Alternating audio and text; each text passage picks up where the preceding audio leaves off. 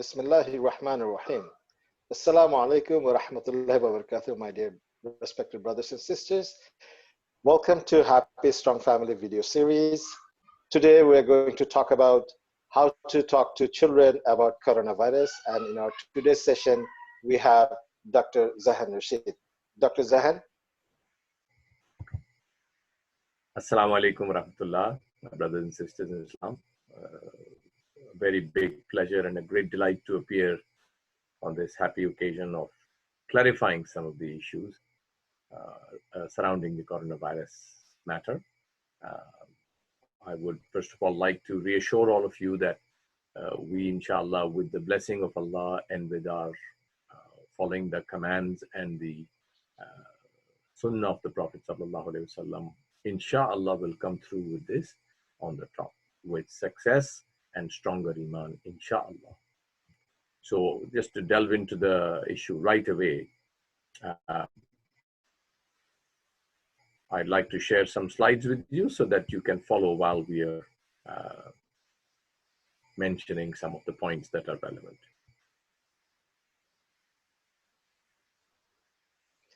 The first issue that's very relevant, of course, is how do you talk to children about coronavirus?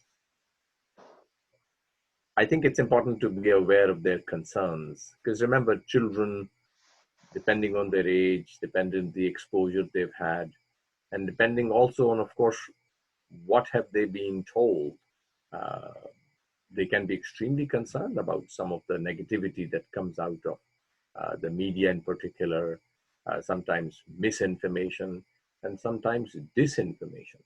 So I think it's important to understand that they could have a very mixed picture of what this particular illness is.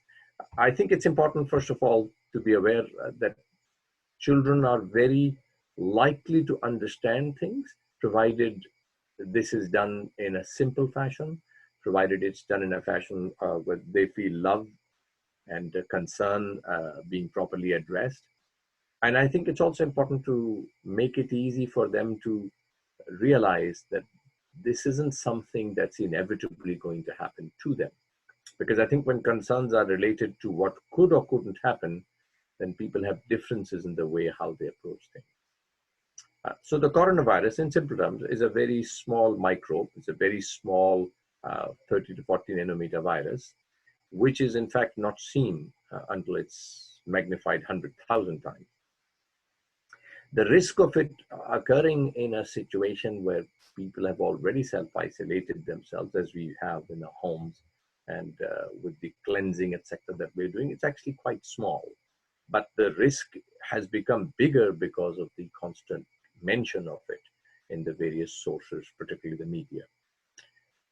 I first of all want all of our children who are watching and parents to please understand that the overall risk, not only is it not big, but even for children, if the coronavirus infection does occur, inshallah, the illness is mild in most children.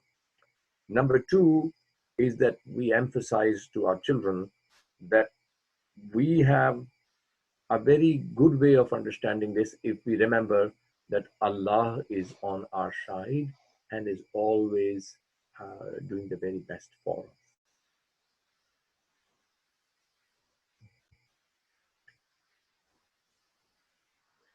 Thank you, Dr. Zaihan Rashid. So I think our next question is how to emphasize the positivity of this overall situation, in this overall situation. Jazakallah khair. I think this is something also very relevant, because the human heart can only take so much negativity at one time. And so the positivity in this situation, first of all, as I briefly alluded to in my previous slide, is that Allah is on our side, and He is, subhanahu wa ta'ala, always doing the very best for us, even though we may not appreciate it. So one of the very good habits that, alhamdulillah, as Muslims we already have is that we wash our hands 5 times a day, as well as the rest of the ablutions and the wudu that we do. So it's a good practice of hygiene from our habits that have been well established. A second aspect of it is that it's recommended to wash our hands before and after eating. So also this is of the sunnah of the Prophet Muhammad, peace be upon him, that the hands and the mouth are cleansed, remembering that the mouth and the nose are the other two big sources of this infection potentially. I think the second point here that I'd like to emphasize is that when children see their parents confidently practicing the habits that they have been told are good, then it makes a big difference to the children's ability to deal with whatever it is that's in front of them. As I mentioned, 5 times a day, washing our hands and feet, and nose and mouth as a part of our wudu. Secondly, washing our hands before and after eating. And thirdly, also washing our hands after using the washroom. And to be particularly prompt in cleaning our hands should they get dirty from playing, should they get dirty from other practices that sometimes we don't always think of. So if we are playing with toys and if we are playing with other objects which potentially have contamination, our brothers and sisters are, of course, very much in use of their cell phones. We are also using kitchen tops, desktops, etc., which are high in contamination of bacteria.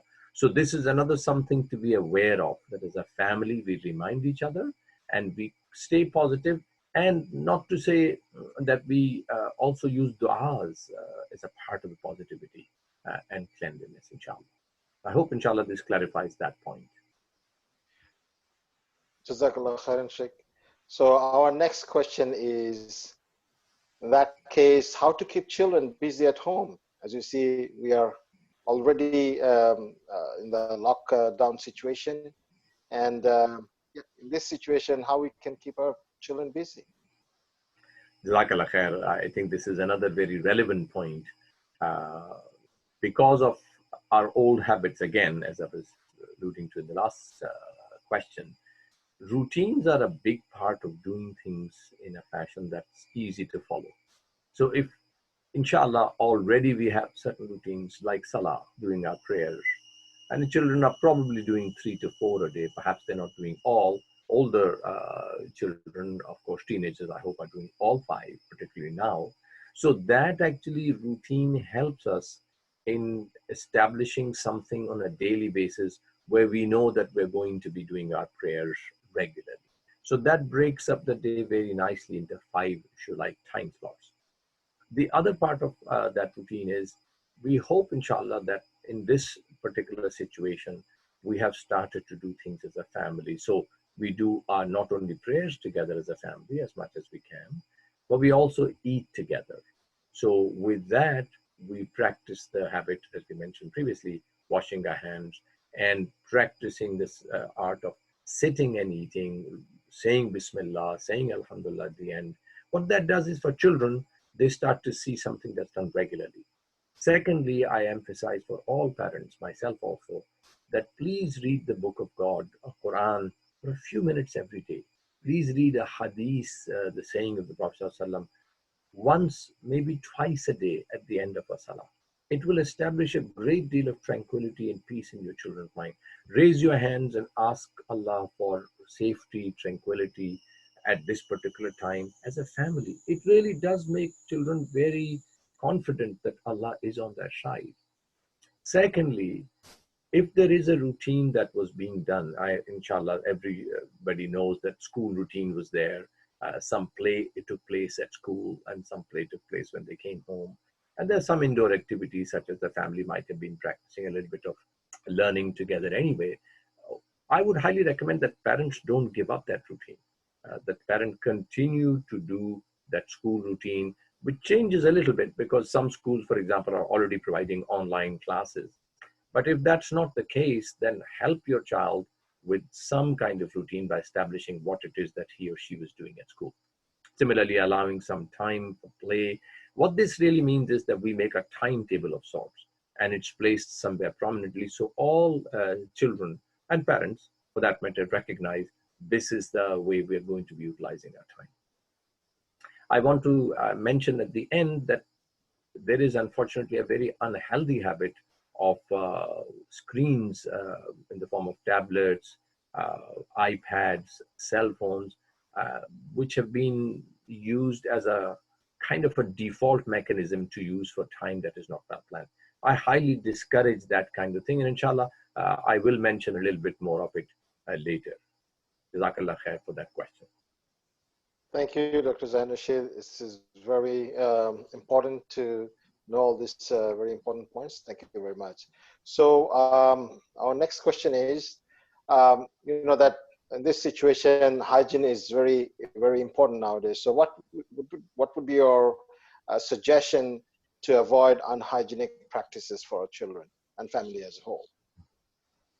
Jazakallah khair once again. As I was alluding to in the last question briefly, that it's important to not have a lot of time that's unplanned, because unplanned days and unplanned time is really how people get into all kinds of questions, and sometimes it can really cause, sadly, a loss of very valuable time. So one of the things that I would recommend doing is to not allow children to do unsupervised screen time. Unsupervised screen time not only wastes a lot of their time, but it also potentially allows them to access sites which parents may not be very aware of. You and me, I think, both are aware of how easy it is for children to access really sites that are completely inappropriate for them. So to have well-planned screen time will avoid this practice. But to have a planned day will avoid also a lot of time we waste. And I'm not saying that all the schedule will be written in stone and never ever will there be any, if you like, unplanned things happening. But what I'm saying is, if as a routine, we establish that our family will have a planned day to the best of our ability. So if you think about that, it will take out a lot of these practices pretty much themselves. And even if these practices did come in, they will in fact be a very minor part of our day. And inshallah, our day will continue to be productive and positive. Thank you, Dr. Zaihan Rashid. It's very important for our parents to know all this stuff. So our next question, basically, again, this is a little suggestion and some recommendation about healthy habits for our children at home. Jazakallah khair, Brother Ghalib. I just want to show you something, if we go to that next slide, that it is, as a parent, our duty to look out for our children, and that we are not allowing them deliberately to do things that are displeasing to Allah. Several things come to mind. One of them really is children deliberately missing salah, deliberately being disrespectful to parents, not really being given a good role model in the house, not really seeing them do what they are asking children to do.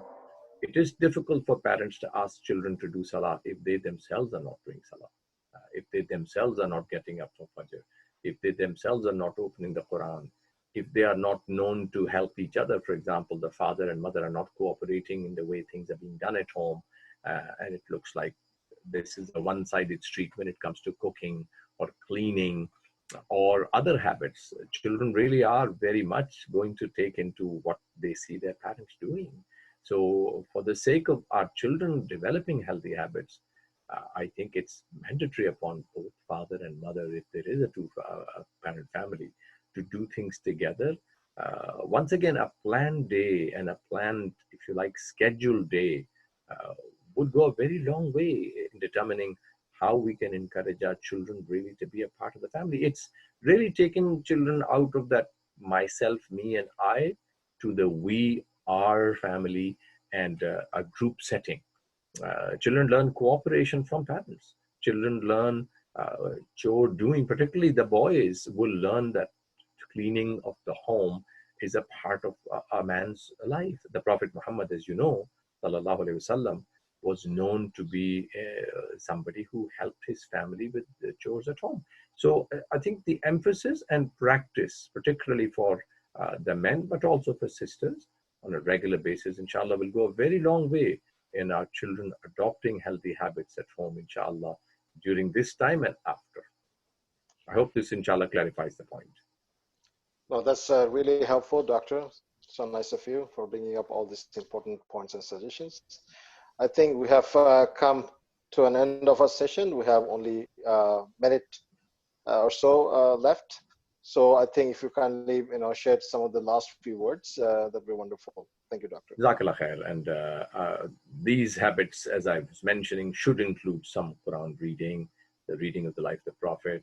Very briefly, I want to say, if you hear stories of the Prophets and the Sahabas, they will inshallah develop a love for these role models in their lives.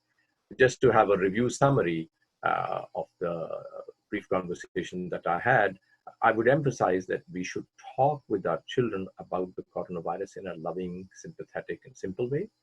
We should emphasize the positives of what we are facing and not emphasizing too much on the negativity. Thirdly, please follow a routine of sorts in your home. That would avoid unhygienic practices. Even if they are there, discourage them. And lastly, promote a positive attitude in the house by doing some kind of routine that shows children that all the Islamic way of life that they are hearing about is actually being practiced by their parents at home. I hope, inshallah, these few tips were helpful. Thank you, Dr. Zaihan Rashid. Very nice of you for giving us both very important and valuable tips. Thank you very much. And also thank you, brothers and sisters. Please stay tuned to our Happy Strong Family YouTube channel and also our website. And I would be happy to see you in our next session. Thank you very much. Bye-bye. Salam alaikum. Wa alaikum salam. Salam alaikum.